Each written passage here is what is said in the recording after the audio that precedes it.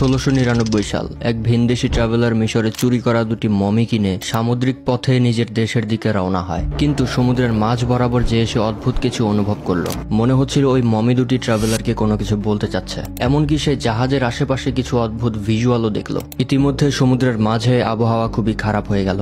এত জোরে ঝড় শুরু হলো যে তার জাহাজ ডুবে যাচ্ছিল। ট্রাভেলার বুঝে গিয়েছে যে সেই মমি দুটির কারণে তার সাথে এমন হচ্ছে। ওই অভিশপ্ত মমিগুলোকে আজ পর্যন্ত যে টাচ করেছে কেউই আর বেঁচে নেই। এটার লেজিট প্রুফ আমরা পাই 1922 সালে, যখন প্রথমবারের মতো কিং তুতানখামুনের কবর আবিষ্কার করা হয়। ফেরো তুতানখামুনের মমি যারা খুঁজে পেয়েছিল তারা সবাই মিস্টেরিয়াস ভাবে মারা গিয়েছে। কিছু তো একটা আছে যার কারণে ইজিপশিয়ান মমিদের যারা ছুঁয়েছে সবার সাথে খারাপ কিছু হয়েছে। এই ইজিপশিয়ান রাজারা কি ভাবতো পরকাল সম্পর্কে, আর কেনই বা তারা মৃত্যুর পর তাদের বডিকে স্টোর করে রাখতো? তারা কি এমন কোনো কিছু জানতো যেটা আমরা জানি না? পিরামিডের আসল রহস্যটা কি?